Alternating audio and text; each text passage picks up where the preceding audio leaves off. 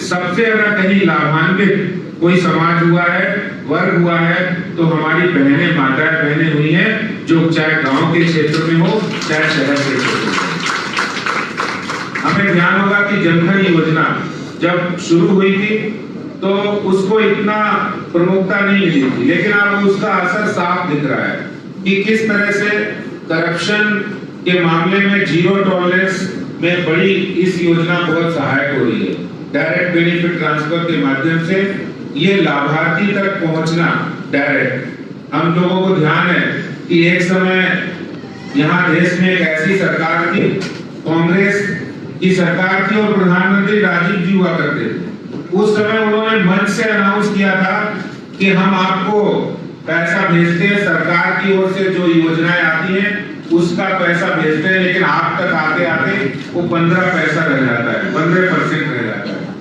और उसके बाद आरबीआई के गवर्नर उस समय मोंटेक सिंह आलूवालिया हुआ करते, तो उन्होंने उसको करेक्ट करके कहा था कि प्रधानमंत्री जी ने सही कहा है, लेकिन ये 15 पैसा नहीं, ये 14 पैसा है। यानी सिर्फ 100 रुपया में 14 रुपया ही जनता तक पहुंचता था। योजनाएं धरातल पर आते आते अपना दम तोड़ देती थी। जब तक वो योजनाएं केंद्र से चलती थी, राज्य और राज्य से जब तक वो डिस्ट्रिक्ट मजिस्ट्रेट के ऑफिस आती थी, तब तक सब योजनाओं का पैसा बंधक बांट हो जाता था, भ्रष्टाचार की भेंट चढ़ जाता था, बिचौलिए और मिडिलमैन बीच में आते थे, कांग्रेस के नेता और अधिकारी उसको मिलकर खाते थे और उसका खामियाजा देश ने बहुत सालों तक भुगता है।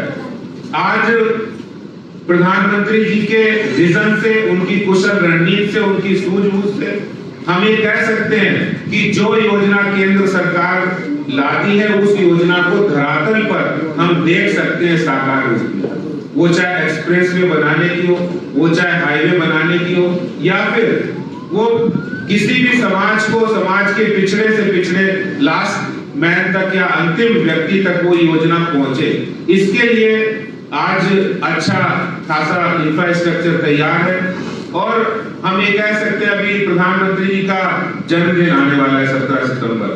17 सितंबर से 7 अक्टूबर इस बार पार्टी ने तय किया है कि हम 17 सितंबर से 7 अक्टूबर एक 20 दिन का सेवा और समर्पण अभियान चलाएंगे। उस अभियान में महिला मोर्चा की भी भूमिका है। हमने प्रदेश में योगिता जी को उस टीम के अंदर प्रभारी बनाया है महामंत्रियों के साथ, कि महिलाओं की ताकत को दिल्ली के अंदर हम किस तरह से क्लस्टर में जाकर, किस तरह से हम अनऑथराइज्ड कॉलोनी में जाकर, किस तरह हम झुग्गियों में जाकर, किस तरह से हम समाज के प्रबुद्ध वर्ग और जो की वोटर्स हैं, ओपिनियन मेकर्स, वहां तक जाकर प्रधानमंत्री जी के संदेश को पहुंचाए। कि उन्होंने 20 वर्षों के शासन में मुख्यमंत्री रहते हुए, प्रधानमंत्री रहते हुए लोगों के जीवन के स्तर के अंदर कितना बड़ा परिवर्तन आया है। हम जब मन की बात सुनते हैं तो मन की बात सुनकर हम लोगों को प्रेरणा मिलती है। वो कई उदाहरण देते हैं देश के विभिन्न राज्यों के, चाहे वो उत्तर पूर्व हो या सुदूर दक्षिण हो या फिर कोई आदिवासी इलाका हो, कि लोगों के किस तरह से इनोवेटिव आइडिया से हम कैसे महिलाओं के अंदर स्टार्टअप और स्टैंड अप की योजना के माध्यम से उद्यमता का विकास करें, आत्मनिर्भर भारत की ओर बढ़े। इन सब बातों को लेकर तो हमें जाना ही जाना है, लेकिन इसके साथ ही साथ दूसरी तरफ दिल्ली के अंदर हमारी जो चुनौती है वो दिल्ली के अंदर केजरीवाल सरकार की है और उन चुनौतियों के बारे में भी लोगों को बताना है कि जो सरकार कहती थी हम महिलाओं की सुरक्षा के लिए गार्ड तैनात करेंगे, सुरक्षा बल तैनात करेंगे, जो सरकार ये कहती थी हम महिला सुरक्षा को प्राथमिकता देंगे, क्या हम ये डिबेट का मुद्दा नहीं बना सकते? वही सरकार आज उनके मंत्रिमंडल में एक भी महिला मंत्री नहीं है और एक तरफ वो सरकार है केंद्र में जो इतिहास में पहली बार एक ऐसी सरकार बनी है जहां पर 11 महिलाओं को इस सरकार के अंदर सत्ता की चाबी सौंपी गई है, भागीदारी की गई है। तो ये कंपैरिजन भी हमें कहीं ना कहीं कंपेयर भी करने की जरूरत है। एक वो सरकार है जो महिलाओं की सुरक्षा के लिए चिंतित है और काम करती है और फास्ट ट्रैक पर अगर कोई दुर्घटना होती है तो उसको फास्ट ट्रैक पर किया जाता है, वो चाहे दिल्ली में हो या देश के किसी भी हिस्से में। और परिणाम तक पहुंचने का काम, यानी जो अभियुक्त है उनको सजा दिलाने का काम करती है। तो ये तुलनात्मक चर्चा भी हम लोगों को करनी चाहिए। जिस तरह की सरकार ने अभी, दिल्ली सरकार ने घोषणा की थी कि हम डार्क स्पॉट को फ्री कर देंगे, सब जगह लाइट लगा देंगे, लेकिन उसका कोई काम नहीं हुआ है अभी तक। और मैं आपको बताना चाहता हूँ, दीदी बैठी यहाँ पर, अभी हमने निगम की ओर से तीनों निगमों ने पहली बार ऐसा हुआ है कि जितनी भी स्ट्रीट लाइट्स हैं हमने उनको एलईडी में परिवर्तित करने का काम किया है और हर डार्क स्पॉट को खत्म करने का अभियान चलाया है, जिसको 90% हमने पूरा कर दिया है, अचीव कर दिया है।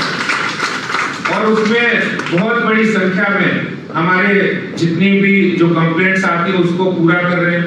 इसी तरह से दिल्ली के अंदर एक ऐसी सरकार की चुनौती, जिसके 17 के 62 में 17 विधायक जो कहीं ना कहीं महिलाओं के उत्पीड़न के अभियुक्त दोषी हैं, जो महिला उत्पीड़न के दोषी ऐसे विधायक हैं, क्या महिला मोर्चा कोई ऐसा अभियान नहीं ले सकता है कि हम उन विधायकों के खिलाफ एक अभियान लें? और जो यहाँ की महिला आयोग की चेयरपर्सन है, वो तो सिर्फ और सिर्फ बायस होकर ऐसे मुद्दों पर आके बात करती है, लेकिन जब उनकी पार्टी के लोग उसमें शामिल होते हैं तो उनकी कहीं फोटो और तस्वीर और कहीं कोई दिखती नहीं है। तो इस तरह के आयोजन, इस तरह के कार्यक्रम, इस तरह के आंदोलन भी हमें लेने पड़ेंगे।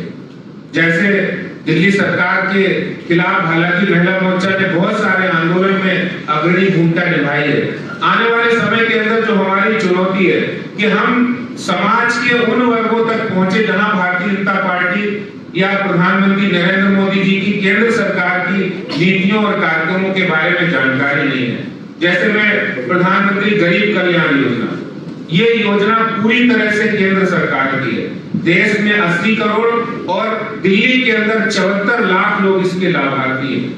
और मैं मानता हूं कहीं ना कहीं राशन की दुकान पर अगर जाने वाले जितने भी लोग होंगे उसमें 60 से 65% महिलाएं और हमारी बहनें होंगी। तो हम लोग वहां जाकर राशन की दुकानों पर ये बता सकते हैं कि ये योजना मोदी जी की योजना है और मोदी जी के द्वारा पिछले कोरोना के समय में भी 9 महीने राशन फ्री दिया गया था और इस बार भी 9 महीने का राशन फ्री दिया जाएगा। और इसी तरह से एक बहुत बड़ी योजना देश के अंदर, जिस समय कोरोना के संक्रमण के दौरान जब वैक्सीन आई तो पहली बार इतिहास के अंदर 9 महीने के अंदर वैक्सीन बनी और हम कह सकते हैं कि आज देश के अंदर 60 करोड़ से ज्यादा लोगों को वैक्सीन की डोज लग चुकी है। तो फ्री वैक्सीनेशन भी एक हमारे चर्चा का पॉइंट होना चाहिए। मैं समझता हूं कि महिला मोर्चा आज की कार्यकारिणी में जो भी राजनीतिक प्रस्ताव आप बनाएंगे वो प्रस्ताव हमारी स्पिरिट के अंदर, हमारी भावना के अंदर होना चाहिए कि हम दिल्ली सरकार के खिलाफ एक ऐसा आंदोलन खड़ा करेंगे। और मैं मानता हूं कि आने वाले दिनों में भारतीय जनता पार्टी दिल्ली प्रदेश में अगर पहला हमारी चुनौती निगम चुनाव है तो निगम चुनाव हम जीतेंगे तो हमारी महिलाओं की, बहनों की शक्ति से जीतेंगे। और मैं ये भी कहना चाहता हूं आज इस मंच के माध्यम से कि हमने तय किया है, हमारी चाहे मंडल की कार्यकर्ता हो, हमारी जिले की हो या फिर प्रदेश की कार्यकर्ता, हम उन बहनों को जो फील्ड में काम करेंगी ईमानदारी से, निष्ठा के साथ, समर्पण के साथ, हम उनको निगम के चुनाव में मौका देंगे। इस बात का मैं आपको वादा करता हूँ। इसलिए ईमानदारी के साथ संगठन को बढ़ाने के लिए, लोगों को जोड़ने के लिए, बहनों को जोड़ने के लिए एक ताकत को खड़ा करना है। और आपको ध्यान होगा कि हम जो पिछले 3 चुनाव जीते हैं, चाहे वो लोकसभा का चुनाव हो या फिर निगम का चुनाव हो, वो सभी चुनाव हम आपकी ताकत पर, महिलाओं की और बहनों की ताकत पर जीते हैं और आगे भी हम ऐसा काम करेंगे। मैं आज इस कार्यकारिणी के अवसर पर योगिता जी को बहुत ही बधाई देता हूं कि उन्होंने बहुत ही सुंदर कार्यकारिणी की है, जिसमें ये कोटेशंस भी उन्होंने बहुत अच्छी तरीके से लिखे हैं। जरूर हम इससे कुछ ना कुछ सीख के जाएंगे। बहुत बहुत धन्यवाद। जय हिंद, जय भारत, भारत माता की।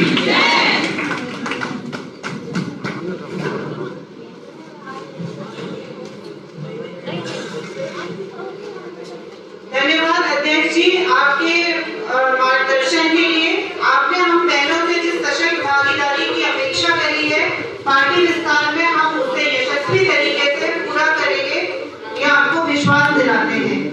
बहनों, अब हमें जिनका सबसे ज्यादा इंतजार है, हमारी आज की मुख्य वक्ता, और ये हमारा परम सौभाग्य है कि आज हमारे बीच में भाजपा की प्रखर नेत्री, महिलाओं में सर्वाधिक लोकप्रिय चेहरा, भारत सरकार में महिला एवं बाल विकास मंत्री दीदी श्रीमती स्मृति ईरानी जी हमारे बीच में हैं।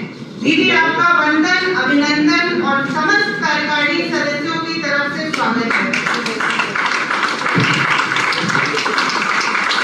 मेरा सभी मीडिया के बंधुओं से निवेदन है, सिर्फ फोटो के बाद आपको कृपया उधर चाय की व्यवस्था है, उधर आपको जाना होगा। प्रेस वाले जो प्रेस